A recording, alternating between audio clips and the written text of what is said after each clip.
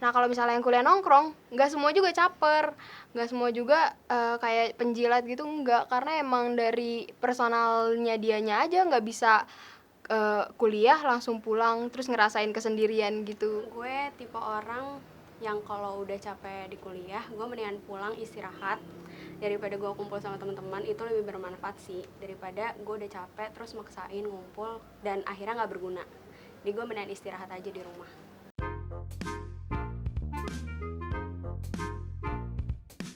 Di video ini gue sudah mengundang dua orang yang memiliki kebiasaan berbeda dalam menjalani perkuliahan, yaitu tipikal mahasiswa yang kuliah pulang atau biasa kita sebut kupu-kupu, dan tipikal mahasiswa yang kuliah nongkrong. Mari dengarkan mereka. Dan gue sedang bersama. Fania. Bisa dijelaskan siapa Fania sebenarnya? Gue mahasiswa semester 3 di salah satu politeknik. Oke. Lu jurusan apa? Penyiaran. Gue Michelle Donauli, gue seorang mahasiswi broadcast di Politeknik di Jakarta Selatan. Dari dua tipikal mahasiswa yang udah gue sebutin gitu nih, lo masuk yang kemana? Kupu-kupu. Kenapa lo berpikir kalau lo masuk? Karena gue tipe orang yang kalau udah capek di kuliah, gue mendingan pulang istirahat daripada gue kumpul sama teman-teman. Itu lebih bermanfaat sih daripada gue udah capek terus maksain ngumpul dan akhirnya nggak berguna. Jadi gue mendingan istirahat aja di rumah. Kalau gue masuknya kayaknya sih yang ke kuliah nongkrong sih, karena emang kenyataannya kayak gitu. Kalau misalnya abis ngelas gak tuh, maksudnya abis keluar kelas gitu kan, gue nggak langsung cabut pulang gitu. Gue pasti nyari kerumunan teman-teman gue buat ngobrol, sharing pelajaran yang tadi gue dapet, atau nanya-nanya di luar, kayak nanya-nanya mendadak aja gitu, kayak gitu sih. Kerumunan ini temen lo atau ada yang di luar dari circle? Kalau gue biasanya sih emang nyari yang temen gue, yang gue kenal gitu. Tapi biasanya juga gue juga mau aja kalau misalnya diajak ke kerumunan yang emang gue kenal. Jadinya di situ nanti bakalan kenal, bakalan ngobrol. Terus kadang juga gue ngumpul sama temen gue yang di prodi lain, misalnya kayak prodi penerbitan. Terus nanti kita kenalan di situ, padahal kan tadinya belum saling kenal. Terus jadi kayak nanya-nanya soal penulisan gitu. Dia juga nanya soal bikin-bikin karya broadcast tuh kayak gimana gitu. Gue bisa bilang lo tuh orangnya easy going gitu lah ya. Iya, bisa dibilang gitu. Jadi kalau lo nggak punya kepentingan dengan orang lain yang gak deket sama lo nggak mau bergaul gitu? Mungkin kalau misalnya cuma sekedar nongkrong, gue agak risih ya, maksudnya nggak kenal ngapain gue nongkrong sama yang nggak kenal. Tapi kalau misalnya dalam konteks pekerjaan, gue masih mau untuk nongkrong sama dia. Tapi kalau untuk yang nggak kenal, diri gue sih risih, kayak ngapain gue nongkrong sama orang yang nggak kenal. Padahal nongkrong itu kan pasti membicarakan sesuatu yang ada tujuannya, ada manfaatnya. Sedangkan gue nggak kenal sama nih orang, kenapa harus gue nongkrong sama dia gitu sih. Gue bisa menyebut kalau lo tuh orangnya punya circle-nya sendiri. Ya bisa dibilang kayak gitu juga. Lo setuju nggak dengan stereotyping di kalangan mahasiswa? Jadi misalnya lo setuju nggak sih kalau lo disebut anak tongkrongan gitu? Kalau ini kan menurut gue sendiri ya. Kalau misalnya menurut gue, kalau misalnya stereotip itu dijadikan pengelompokan cuma buat ya udah dia kuliah pulang, yang ini kuliah nongkrong, lah itu nggak apa-apa. Cuman kalau misalnya orang-orang udah mikir kayak stereotip ini tuh dia udah jadi ngebandingin kayak yang mana yang lebih baik, itu gue nggak setuju. Karena belum tentu yang kuliah nongkrong ilmunya, channelnya lebih banyak daripada yang kuliah pulang. Karena yang kuliah pulang juga nggak menutup kemungkinan dia nyari pembelajaran dari media sosial ya kan, atau dia nyari kenalan-kenalan dari media sosial. Itu nggak menutup kemungkinan juga. Jadi nggak ada yang lebih baik, nggak ada yang lebih buruk. Tapi gue setuju aja sih kalau cuma buat pengelompokan. Ya berarti kan pengelompokan di sini ada stigma yang muncul dari kelompok satu ke kelompok lainnya. Contohnya kayak stigma anak tongkrongan tuh dia suka abai sama tugas, terus nggak peduli dengan absen atau merepotkan di kelompok belajarnya. Lo itu seperti itu nggak? Gue nggak termasuk yang kayak gitu. Cuman emang gue akuin sih ada beberapa teman gue yang kayak gitu juga. Cuman gue nggak termasuk yang kayak gitu. Justru gue kayak absen tuh buat gue penting banget karena gue malas banget berurusan absen sama dosen ya kan kalau udah di akhir-akhir semester tuh. Terus buat kelompok belajar nggak juga sih, karena menurut gue juga belajar berkelompok sama teman di kelas itu juga penting karena kan ilmunya paling besar dari situ kan. Dan kalau di kelas doang nih kayak interaksinya tuh kurang gitu. Kalau misalnya belajar kelompok kan kita jadi bebas interaksi apapun, jadi lebih banyak aja interaksinya sama teman-teman gitu. Untungnya dari lu ini nggak sih apa, jadi nggak milih-milih dengan kelompok belajar karena lu orangnya terbuka, atau lu sebenarnya punya teman-teman yang udah deket terus lu maunya kelompok sama dia aja? Oh enggak. Kalau misalnya ke teman-teman, kalau di kelasnya, kalau gue di kelas ya gue ngebaur sama siapa aja sih, nggak ada yang gue deket banget, nggak ada yang pokoknya semua rata kalau di kelas, pokoknya semua rata. Jadi gue bener kayak yang lo bilang tadi, gue nggak peduli mau dapet kelompok yang mana aja, gue nyaman-nyaman aja sama kelompok yang gue dapet siapapun itu. Jadi lu membedakan pertemanan kelompok dengan pertemanan nongkrong kan? Maksudnya membedakan itu di bagian mana? Di bagian apa ya? Misalnya lu lebih terbuka dengan anak tongkrongan soal personal life lu dibanding kelompok belajar? Nggak dua-duanya. Kalau misalnya buat tongkrongan itu gue samain sih kayak teman-teman gue di kelas untuk personal life ya. Kalau misalnya buat teman-teman gue yang lain, misalnya kayak yang benar-benar gue deket banget, nah itu baru gue terbuka. Pokoknya gue kalau di kampus ya nggak mau yang terbuka sampai personal life lah. Tapi lo merasa ini nggak, apa, misal yang ini di tongkrongan yang ini itu misal yang kayak gitu, dan di tongkrongan lain misalnya itu berubah? Kadang kalau misalnya gue dapet di tongkrongan yang emang orang-orangnya lebih banyak gue kenal, udah lebih banyak gue kenal duluan, itu gue bakalan ya kayak jadi misal banget gitu. Kalau misalnya gue yang belum terlalu kenal banget, misal kayak cuma kenal doang gitu, nggak pernah ngobrol banyak atau sharing banyak gitu, gue ya udah jadi Michelle doang, nggak Michelle banget gitu. Michelle banget tuh apa tuh ya? Oke, kalau Michelle banget ya nggak jaim gitu. Ngomong, kalau misalnya ngomong tuh ya udah semuanya iya ceplos. Kalau misalnya yang nggak deket-deket banget ya udah gue biasanya lebih banyak diemnya. Cuman nggak diem banget sih. Ya lo tau lah gue gimana. Dengan pertemanan lu yang luas, lu masih punya circle nggak sih? Ada lah pasti. Kita semua punya circle pasti. Ada. Jadi nggak cuman orang yang kupu-kupu doang yang punya circle berarti ya? Lo setuju nggak sih disebut mahasiswa kupu-kupu? Kalau menurut gue nggak setuju sih. Kenapa lo nggak setuju? Karena pasti kan ada orang punya tujuan berbeda dari orang lain. Jadi lu nggak seharusnya memandang kayak memilah-memilih gitu sih. Lebih kepada lu, kalau lu tahu alasannya pasti nggak apa, lu bisa beda-bedain. Tapi kan ini lu nggak tahu masalah dia apa, kepentingan dia apa. Jangan asal membeda-bedakan gitu sih menurut gue. Cuma tetap saja ada perbedaan di situ. Ya sih emang ada. Tapi kan maksudnya itu cuma pandangan lu sesaat, belum tahu kan untuk dianya kayak gimana. Jadi menurut gue nggak setuju sih dengan hal itu. Walaupun itu kayak hal untuk perbedaan aja, tidak dibandingkan gitu. Iya. Tidak setuju.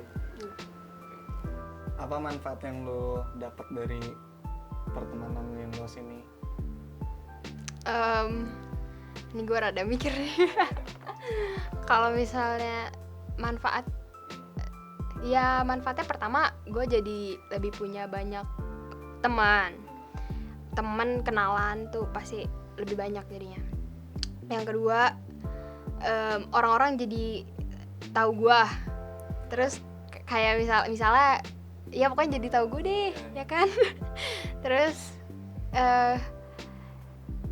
gue jadi apa ya, nggak sering sih, cuman jadi dipanggil buat ikut-ikut produksian gitu. Walaupun Ya dipanggilnya emang mungkin belum terlalu banyak buat yang teknis, biasanya masih jadi talent-talent gitu. Tapi dari situ kan gue juga jadi bisa lihat nih sebuah produksian tuh kayak gimana berjalannya kayak gitu kan dari awal sampai akhir. Di situ sih gue merasa manfaatnya ada di situ. Tadi kan lo bilang gue kalau lagi kecapean mendingan pulang dan melakukan hal-hal yang bermanfaat. Terus menurut lo tuh hal yang manfaat dari pulangnya itu apa? Mungkin gue bisa belajar lihat video-video tentang konspirasi lewat YouTube, atau gue belajar tentang pendapat-pendapat orang lewat YouTube. Itu menurut gue itu bermanfaat, karena selain gue dapet di kampus, gue juga dapet di luar cara mendengar pendapat orang tuh kayak gimana, walaupun secara nggak langsung. Terus gue juga bisa bantu mama gue, mungkin itu lebih bermanfaat sih, walaupun itu remeh. Terus bantuin adik gue ngerjain PR, tugas, bercandain adik gue, menurut itu lebih bermanfaat sih. Jadi pulang ke rumah menonton video itu untuk lebih menambah wawasan lo ya? Iya benar. Apa lo berpikir kalau nongkrong itu nggak ada manfaatnya? Kalau pendapat gue, nongkrong itu kan buat seneng-seneng ya, walaupun dia ada tujuannya, misal kayak rapat, pasti ada rapatnya cuma nongkrong di sini menurut dalam artian ya udah nongkrong gitu, Nongkrong. nggak ada kepentingan lain. Menurut gue ya nggak ada apa, nongkrong cuma apa, lu ngelakuin nongkrong apa, gosip pasti, ngomongin orang pasti, ngomongin hal-hal nggak jelas pasti, nyari cowok atau nyari cewek pasti kan. Menurut gue itu kalau untuk seneng-seneng di saat lu nggak ada kerjaan, itu menurut gue bagus, jadi penghibur. Tapi kalau di saat lu capek, ngapain lu berpikir keras untuk ngomongin orang, kayak mendingan gak usah nongkrong sih menurut gue. Berarti kalau lu nggak capek lu nongkrong. Iya, kalau ada temennya nongkrong, kalau nggak ada gue pulang. Terus anak-anak tongkrongan ini benar nggak sih kalau dia lebih mudah mencari relasi, banyak relasi? Benar nggak? Menurut gue nggak sepenuhnya benar. Tergantung orangnya juga, tergantung orang yang nongkrongnya juga. Kalau gue sendiri, gue belum merasa punya banyak relasi karena emang guanya dari guanya aja yang belum punya sesuatu yang bisa orang yang bisa ngebuat tuh orang ngelirik gue gitu. Paling iya yang menjual. Nggak, jadi orang-orang tuh kenal gue ya udah sekedar kenal aja, belum tahu kemampuan gue apa gitu. Dan apa tadi pertanyaannya? Iya benar nggak kalau lu tuh banyak relasi kan? Iya. Nongkrong? Nggak sepenuhnya bener, karena gue belum banyak relasinya juga. Tapi apakah benar orang yang suka nongkrong itu lebih dapat privilege di mata orang-orang yang suka mengajak produksi? Sebenarnya nih ya, bisa dibilang iya karena pasti yang orang-orang juga pasti ya udahlah yang gampang aja gitu kan, ya gue kenal dia ya gue tarik dia gitu. Tapi nggak, ada juga beberapa orang yang nggak kayak gitu, karena gue juga sendiri pernah dimintain tolong gitu buat nyariin teman-teman gue yang emang mau ditarik nih produksian. Misalnya dia nanya, teman-teman lu yang bisa ini siapa, gitu kan, karena emang dia nyari yang belum terlihat nih, tapi dia mau bikin dia jadi terlihat gitu loh, mau membukakan panggung. iya gitu. Cuman setelah misalnya gue kasih tahu nih orangnya, lu diajakin ini mau nggak, terus nanti orang yang gue panggil ini dia kadang-kadang nggak mau, jadi mikirnya kayak gue takut gitu, jadi kayak masih malu-malu gitulah. Padahal sebenarnya nggak ini kan, maksudnya ya udah ikut aja gitu, supaya lu kapan lagi lu dikasih panggung ya kan. Sedangkan gue yang kepengen justru nggak dapet kesempatan kayak gitu. Circle lo itu latar belakangnya sama kayak lo dan punya tujuan yang sama atau berbeda? Mungkin kalau untuk tujuan pasti orang-orang beda kan, gue dia milih ini pasti beda. Cuma gue lebih kepada nyamannya gue temenan sama dia, dan dia tuh nyaman sama gue juga. Jadi ngapain gue temenan sama yang gak nyaman sih. Kalau untuk masalah tujuan itu mah bisa sharing-sharing untuk bisa berbagi pendapat, tapi kalau nyaman kan gak bisa. Jadi gue lebih ke arah nyaman sih sama temenan sama orang. Jadi kayak dia jurusannya beda kayak lo. Ya, itu gak apa-apa menurut gue, asal gue temenan sama dia nyaman. Berarti gimana caranya lo mendapatkan relasi dari circle lo yang sempit? Mungkin kalau untuk lu bilang itu sempit, menurut gue enggak sih. Oh. Karena gue temenan sama enggak itu doang. Kayak gue temenan sama prodi lain. Menurut gue itu malah membuat relasi gue panjang. Dan menurut gue relasi itu dalam pekerjaan menurut gue ya itu agak kurang penting istilahnya. Karena kemampuan sekarang orang nyari kerja, orang yang rekrut gue itu bukan tentang relasinya, tapi gimana dia ngelihat kemampuan gue, kerja keras gue, hasil gue itu gimana sih. Jadi untuk relasi menurut gue itu 25% sih istilahnya, dan sisanya dia nerima kerja gue karena 75% kerja keras gue dan karya gue yang gue hasilin gitu sih. Tapi kan temen yang lu bilang dari prodi lain, apakah termasuk dalam circle lu atau enggak? Kebanyakan enggak sih, pasti ada yang gak nyaman dan itu membuat gue juga gak dekat. Jadi kalau dari prodi lain, kalau dia dekat sama gue berarti dia satu circle sama gue, satu pemahaman sama gue. Jadi bukan itu saja circle. Enggak sih, enggak itu doang. Soalnya gue berpikir kalau circle itu ya orangnya itu doang. Misalnya 10 orang ya udah 10 orang itu doang. Gue enggak. Gue temenan sama siapa aja, tapi kalau di saat misalnya nih lo punya temen, terus gue diajak nongkrong sama lo sama temen lo juga, itu otomatis gue kayak bakal nolak kayak, duh gue nggak mau deh, karena gue nggak kenal sama temen lo dan gue merasa nggak nyaman. Jadi kayak udah, mendingan gue pulang dan gue mendingan ngapain kayak di rumah lebih bermanfaat daripada harus nongkrong. Jadi beberapa yang gue tahu stigma terhadap anak tongkrongan kan kayak, wah mereka itu caper, mereka itu panjat sosial, penjilat. Terus bagaimana lo menghadapi stigma tersebut? Ini pertanyaan kok kayak pas banget anjir. Boleh gak sih ngomong anjir? Boleh, terserah. Asal nggak boleh itu nanti Oh gitu, oke. Nggak, kalau ini tuh masalahnya pertanyaannya pas banget. Kayak ya Relate yang gue, ya relate. Kayak yang gue alamin. Gue pernah, maksudnya nggak pernah sih, cuman nggak tahu juga sih. Mungkin emang beberapa orang menganggap orang-orang yang kuliah nongkrong itu kayak gitu. Cuman menurut gue ini ya cara mengatasinya. Cara mengatasinya. terserah, kalau ada yang lebih pengen lu sampaikan dulu, abis itu baru jawab pertanyaan gue. Menurut gue nggak kayak gitu. Maksudnya jangan mikir yang kayak gitulah, karena kan orang yang nongkrong itu mungkin emang dari pribadinya dia emang nggak bisa lama-lama sendiri gitu loh, kayak orang-orang yang kuliah pulang. Karena kan kalau orang yang kuliah pulang juga mungkin dia emang dari dirinya sendiri, gue nggak suka rame-rame gitu. Nah kalau misalnya yang kuliah nongkrong, nggak semua juga caper, nggak semua juga kayak penjilat gitu, nggak. Karena emang dari personalnya dianya aja nggak bisa kuliah langsung pulang terus ngerasain kesendirian gitu, lebih nggak suka sendiri gitu. Emang dari personalnya tuh sukanya ngobrol, nongkrong kayak gitu. Nah buat ngatasin dari gue sendiri, buat ngatasin yang orang-orang yang berpikiran kayak gitu, ya gue bodo amat sih. Karena kalau misalnya dipikirin juga nggak guna, terus kayak ya udah nggak ada pengaruhnya juga dia sama gue gitu. Ya gue tetap sama teman-teman gue yang menerima gue gitu sih. Lu berharap ditanya apa lagi? Berharap ditanya apa lagi?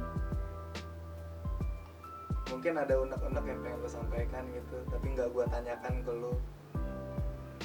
Gue ini sih, bukan gue nggak mau ditanya, maksudnya gue cuma pengen bilang aja, jangan suka beda-bedain orang. Maksudnya pasti kan orang itu punya alasan yang lu nggak tahu. Kayak istilahnya kayak ngegosip gak sih, orang-orang suka ngegosip tapi giliran dia digosipin tuh nggak mau. Nah maksud gue untuk kita yang kuliahan, mungkin gosip itu suatu hiburan, menurut gue nggak apa sih, itu wajar ngegosipin orang. Tapi kalau untuk cara membeda-bedakan orang, menurut gue itu suatu hal yang merusak sih, karena lu nggak tahu posisi dia, keadaan dia tuh gimana. Mungkin aja karena dia nggak deket sama lu karena suatu alasan, entah itu lu yang mengunci diri atau karena lu yang terlalu hype, ngerti gak sih, kayak lu terlalu tinggi makanya dia tuh nggak mau untuk deket sama lu. Jadi jangan suka mikir kayak ini orang kayak nggak mau temenan sama gue karena gue apa nih gitu. Jangan suka, karena mungkin itu salah satu kesalahan lu sih. Ya itu dong. Berarti dibilang mahasiswa kupu-kupu itu adalah sebuah hinaan bagi lu ya? Bisa dibilang kayak gitu, karena orang-orang kan nggak tahu gue di rumah ngapain. Mungkin gue di rumah lebih bermanfaat daripada lu yang nongkrong terus. Bisa dibilang kayak gitu. Dan lo ada keinginan untuk membuktikan itu, Bang? Ya lihat aja nanti gimana, nanti nilai gue gimana, terus cara kerja gue gimana, cara gue ngomong sama orang kayak gimana, cara gue berpendapat kayak gimana, bisa dilihat dong nanti di media sosial atau secara langsung. Itu bisa jadi tamparan secara nggak langsung tanpa lo semua sadarin kalau orang-orang yang kupu-kupu itu bisa lebih tinggi daripada orang yang selalu menongkrong. Oke, sedikit sensitif ya, tapi kelihatan kok dari cara ngomong lo tadi. Ya udah, terima kasih Fania ya sudah mau diundang ke sini. Sama-sama Iqbal dan teman-teman. Sudah, ada yang pengen lo sampaikan? Ya paling buat yang kuliah pulang, Iya. yang buat yang kuliah pulang yang emang jarang terlihat oleh kating-kating atau teman-teman semester juga. Kalau misalnya kalian dimintain tolong gitu, misalnya sama angkatan sendiri, terus tapi buat produksian cutting, ya jangan malu-malu, ikut aja, karena di situ juga lo nggak bakalan dia apain juga, nggak bakalan dia masih culun nih skillnya, nggak bakalan digituin juga, justru bakalan diajarin sih, ya kayak pengalaman gue sih kayak gitu. Itulah tadi obrolan singkat gue dengan Fania dan Misa. Perlu gue tekankan bahwa mereka tidak berbicara mewakili dua tipikal mahasiswa yang menjadi pokok bahasan di sini. Mereka bicara untuk diri sendiri, dan semua pernyataan mereka sifatnya subjektif, tidak ada yang bisa dibenarkan dan disalahkan. Dan video ini hanya membeberkan cara pandang dari dua mahasiswa yang memiliki sifat berbeda dengan stigmanya masing-masing. Gue Iqbal Chandrawidaya. Jangan lupa subscribe, like, dan komen, dan share, karena itu bisa meningkatkan engagement ya. Terus ya sudahlah, selesailah, capek, cut.